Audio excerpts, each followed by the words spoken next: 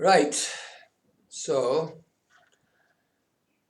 Jai Sri Radhe, Jai Sri Radhe, Jai Sri Radhe. Sri Bhagavata Sandarbhe Shashtha, Sri Priti Sandarbha. To Santo Shayata Santo, Srila Rupa Sanatano, Dakshinatyena Bhattena Punaretad Vivichyate, Tasyadyam Grantanalekam Kranta Vyutkranta Khanditam Paryalocyata Paryayam Kritva Likati Jivakaha.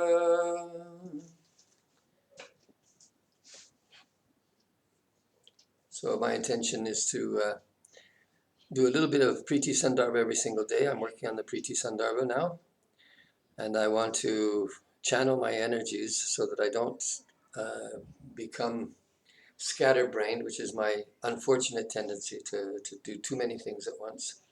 But now I'm here sequestered with the COVID-19 epidemic. And so for a few minutes each day, I think I'll just make a short video and take up one little bit of the Priti Sandarbha and see how far we can go. Priti Sandarbha is really perhaps not the, well, it's one of the longest of the Sandarbhas, that's for sure.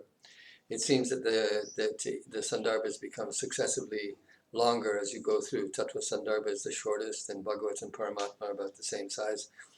But Krishna Sandarbha is considerably bigger than those two. And then Bhakti Sandarbha is roughly the same size as Krishna Sandarbha, a bit longer. And then Priti Sandarbha is about the same size externally, but internally, because a lot of the verses are just like whole chapters of the Bhagavatam are quoted just by their pratika. And so, verses are quoted with little commentary. So if you want the commentary, you have to go to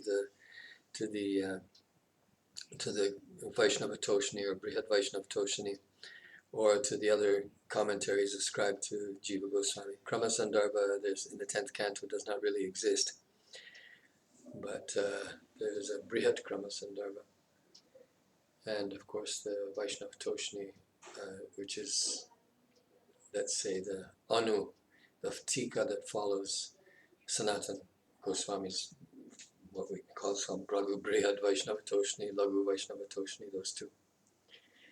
So let's just read a little bit here today. I'll make a first very short video, and as we get into it, we'll let it evolve. I'm going to do this in that spirit, that just get the thing out there and done. My friend Radhika, she's doing these very short videos, and she sings, and she puts up, I don't know how many, a whole bunch of them every single day. And I think that she had a bit of a heart attack last year while she was here in Vrindavan, and so that helped her to concentrate her energies. Well, let's just see what we have here. So, after paying his obeisances to Rupa and Sanatan and to Gopal Bhatta, these two verses that Jiva Goswami puts at the beginning of every single one of the Sandarbhas, that he's saying that I am now going to study, again, analyze the material that was left to me by the South Indian Bhatta, namely Gopal Bhatta, who wished to please Rupa and Sanatana. And his original work was not in such good order. There was it was out of sequence, and it was sometimes broken.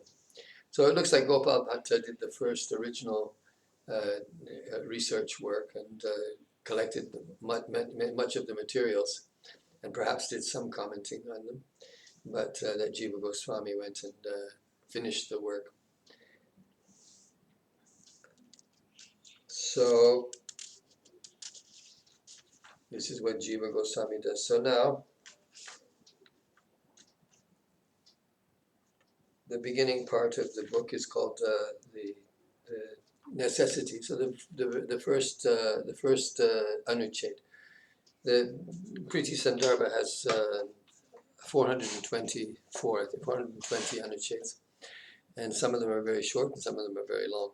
So the first one is a rather long one, and the purpose the edition that we're making is going to be broken up into at least 7 sections, subsections. But the first section is really the necessity for writing this book. So why is he writing the book? So the first thing that he has to say is that. So let's see here. My Lord. I'm looking. What I'm looking at here is. I'm looking at. This is Pran Gopal Goswami's edition, 1936. It's probably the best edition. I believe that Haridas Shastri, also his Hindi edition, is really just a translation of Pran Gopal's Bengali translation and commentary, which is quite considerable. So what I'd like to study Pran Gopal Goswami's commentary as well. And the work that we're doing here is I'm taking Satya Narayana Goswami's translation and commentary and just basically editing them and so on. So, Ata Priti Sandarbho Lekyaha Iha Khalu Shastra Pratipadyam Parama Tattvam Sandarbha Chatushtayena Purvam Sambaddham Tad Upasanacha Tad Anantara Sandarbhena Abhihita Tata Krama Praptatvena Prayojanam Khalu Aduna Vivichyate. So just starting basically here by saying that the first 4 sandarbhas were arranged in order to express the ultimate truth as designated or as established by the scriptures. And then the 5th Sandarbha, that was to explain the upasana, the worship of this Parama Tattva. And now the 3rd one, the last one, the 6th Sandarbha, is now today being discussed, in which, in sequence, coming in sequence, will express the necessity or the goal. So he uses the terms Sambandha, Abhideya, and Prayojanam. The first 4 sandarbhas are establishing the Sambandha, and the next, the 5th one is the Abhideya, and the 6th one is the Prayojanam. So Purusha Prayojanam Tavat Sukha Prapti Dukkha Nivrittischa. So this is the very beginning. He starts from the basic point. So now the first 60 sutras or anuchets are discussing in a sequential way how Priti is the ultimate prayojana. So that's the first thing he has to do. So he starts out by discussing about the different kinds of scriptural goals that are mentioned. You have the Purusharthas, and of course then he talks about mukti, and his goal is to express that mukti is really Priti. So even though he makes the distinction, of course, between mukti and Priti, but he will argue that really there is no mukti without Priti, that genuine liberation, what we call liberation, is not really liberation unless it's accompanied by love for Krishna. And even he argues somewhat that Brahma, although he talks that because he has established this already in the previous Sandarbhas, it's a bit different than the way we're probably accustomed to hearing about it. But he's talking about tattva. So before you go into anything, he says, Vadanti tattva vidas tattvam yajnanam advayam brahmeti paramatmeti bhagavaniti shabdyate. So that one tattva, the supreme or absolute reality, is divided into three, or according to the nature of the sadhaka, or the nature of the upasaka, that the ultimate reality is seen either as Brahma, as Paramatma, or as Bhagavan. So then he further consolidates Paramatma with Bhagavan, that ultimately but subsumes, let's say subsumes Paramatma to Bhagavan. So really we have only two. He says that Paramatma is not really a transcendental goal.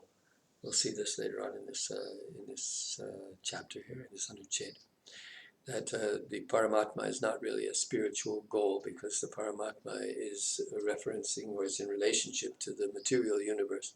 And so because the Paramatma is in relationship to the material universe, it's not really a transcendent goal. The only two transcendental goals, or the goals of spiritual self-realization, are either Brahma Sakshatkar or Bhagavat Sakshatkar. So this is the trend of the discussion that will take place.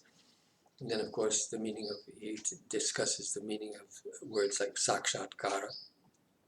This was also discussed to some extent in the Bhakti Sandarbha, where at the very beginning of Bhakti Sandarbha also he talks about that he uses the term not Sakshatkar but Abhimukhya, that the idea of turning towards the supreme reality. So the process, the abhidheya, or the process of spiritual practice or sadhana, is to turn towards the absolute truth. But the turning towards the absolute truth will result in sakshatkar, or direct realization. So this is the term that we'll be using for sakshatkara. Sakshat means direct. It means to meet. So you can have like sakshat karna. You can say this also in Hindi. Sakshat, and you say that I'm going to meet someone, or I'm going to encounter someone. That would be sakshat. And direct. Sakshat means directly. It comes from sa and aksha. Aksha means eye. So with eyes. So it means a direct vision, let's say. Perhaps the same synonymous with darshan, to actually see the supreme truth. So, but the argument will start with a very basic premise. And now this is a very interesting premise, but it is something that is actually agreed upon by all the 6 darshanas, that the purpose of life is to be happy, and it has a dual purpose. So on the one hand, we want to come into contact with happiness, and the second thing is we want to avoid suffering. So every action that we do is either designated as an effort to find pleasure or happiness, and to avoid suffering. So this is, of course, a big subject, and it's discussed also in other philosophies, Western philosophy, the nature of happiness, and how to, whether finding happiness is actually the goal of life or not. This is also something that's discussed, and whether one seeks happiness is if one does any action, an altruistic action, for instance, or a self-abnegating activity, is the purpose of that activity also happiness? Or if one seeks happiness, and this is of course something that most recently I heard from Jordan Peterson, but of course it's something that was, well, I'll just tell you, I heard a study, and of course now I'm inundated with information from the internet, so it should be properly footnoted and referenced. But I heard of a study that was done about happiness in different cultures around the world, and the goal was to try to be happy. What to do if you try to be happy? Well, the thing was that and if one actually achieved happiness when trying to be happy. And it was found that in most of the traditional cultures, or in non-consumerist cultures, let's put it that way, because and of the consumerist cultures, the leader, of course, is the United States. The people who had tried to be happy, they were the least happy. Because generally speaking, when they tried to be happy, they engaged in activities that were meant for self-gratification. So you would do, they've been so inundated by propaganda from the media and from advertising and so on, and from the self-centered consumerist mentality that is promoted and propagandized from birth in Western cultures, that they would always do something for themselves. When it was time, do something for yourself.